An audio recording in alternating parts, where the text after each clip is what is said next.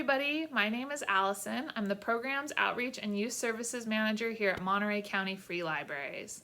Thank you for joining me today for another Halloween craft.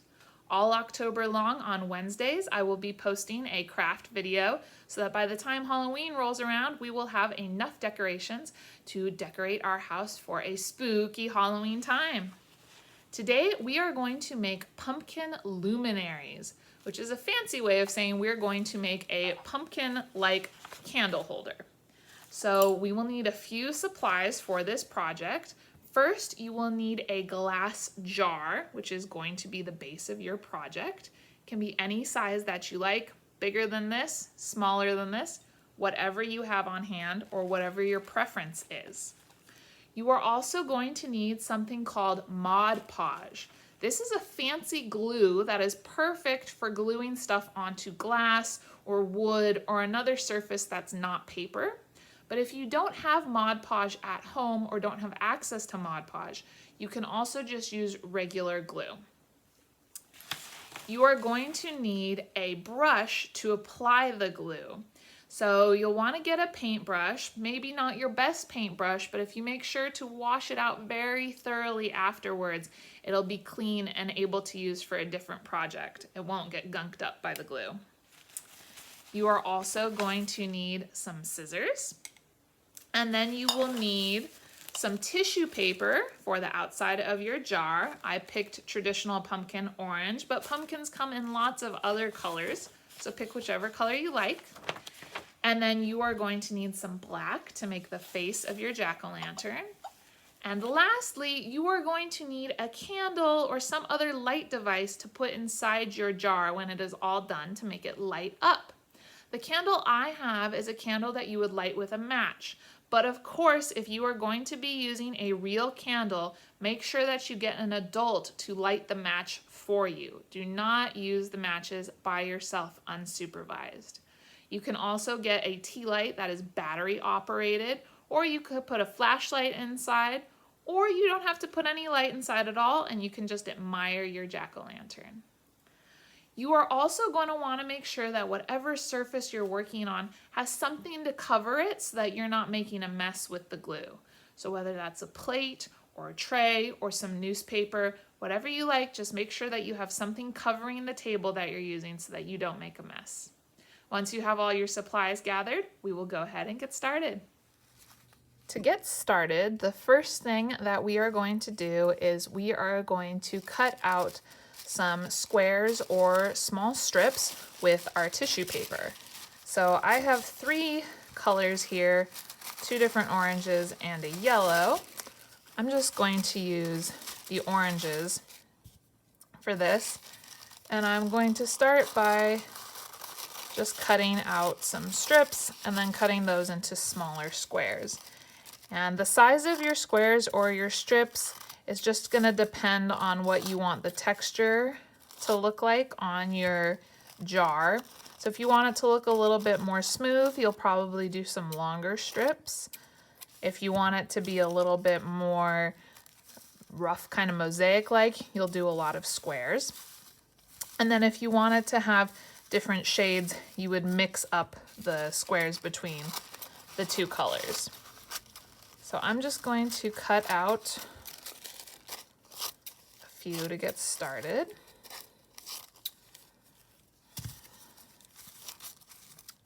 I'm going to be using the smaller of the 2 jars that I showed at the beginning of the video, so I don't need quite as much to cover the surface as I would if I were using a larger jar. And if you get going and you realize that you need more, you can always cut more.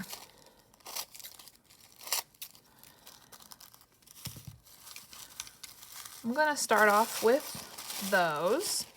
So next we are going to take our black paper and draw the outline for our jack-o'-lantern.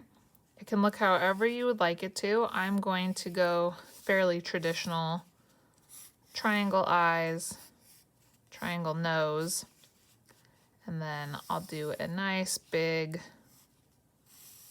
mouth. can make yours look however you like. We're just going to cut out these pieces and save this for last. Okay, we're going to put these pieces to the side for now. They will come out at the end. And we're gonna get started with our Mod Podge. You're gonna want something to protect your surface. This is a cardboard box that I use for crafting purposes. As you can see, it has a lot of paint in it. So I'm going to use that as a container to put all of the Mod Podge and the brush in to make sure that I don't make a mess on the table. We're gonna take the lid off. You can keep the lid around if you are going to be using an LED tea light inside. If you're going to use an actual candle, then you'll need to keep the lid off so that the flame can get oxygen. So we are going to get out our Mod Podge. Reminder, Mod Podge is very sticky. Roll up my sleeves a bit. And we are simply going to start by dipping our brush in and applying a layer all around our jar.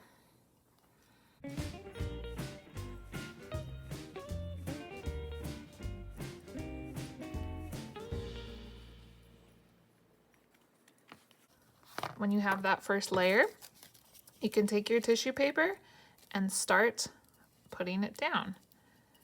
You'll put one layer, and then if you want to do a double layer on top, you'll need to take your brush and Mod Podge over it. The Mod Podge will dry clear, so you don't have to worry about the white on your luminary.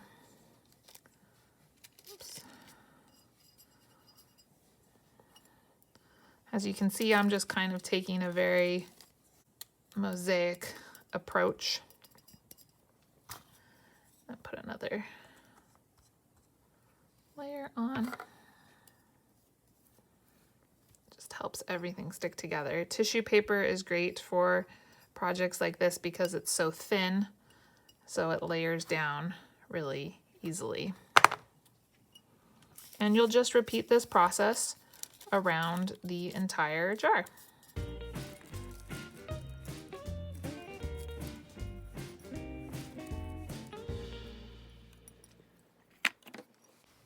Okay, so I have gone around my whole jar.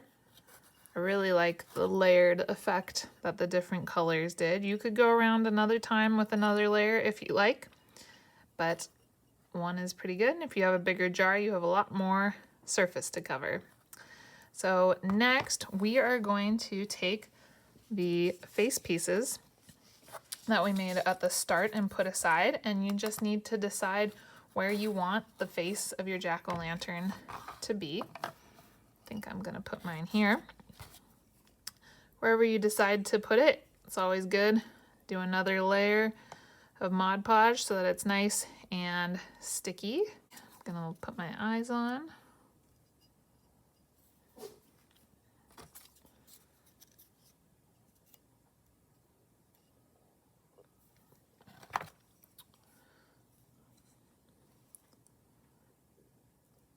With construction paper, you might need to hold it down a little bit so that it doesn't move when you're doing the top layer of the Mod Podge. The tissue paper, like I mentioned, is so thin, it sticks down so easily. It's really nice to work with. But for some thicker papers, it's good to hold it down to make sure that it's not going to move when you put your brush down on it. I've had that happen before, and it can really mess up a project. And as I mentioned, it's going to dry clear, so you don't have to worry about that white on there. Bring out my nose. Kind of looks like a cat. You can make any design or shape that you want. I was just picking a traditional jack-o'-lantern face. And you can do it with any colors you want. You can do this at any time of year. It doesn't have to be a pumpkin. Let's see, is my mouth too big? I think my mouth is a little too big, so I'm going to trim that up really quickly. You know what, as I'm going, I've decided I want to do a different mouth altogether. I like this kind of startled look, perfect for Halloween, like the pumpkin was just scared. So we'll layer that down. It looks like there's a ton of Mod Podge on here, and there probably is on yours as well. As you can see on the back, it is starting to dry a little bit, so you can see that it's not so white. You might also notice some spots where the tissue paper is coming up a little bit. So if you want to go back over with your brush to smooth it down, there might also be some areas where there are wrinkles. And if you want to add another layer of tissue paper on top of that, you could do that as well to get a more layered effect. But this is it. That's all you need to do. You'll just let this dry. It does take a while to dry, and especially if you have a bigger jar or have done a lot of layers. Once it is dry, you'll just get whatever you're using as your light source and you'll put it inside. So that is it. A nice pumpkin luminary, perfect for Halloween. I hope that you enjoyed this video and have a great time making this craft, and I will see you next week. Bye-bye.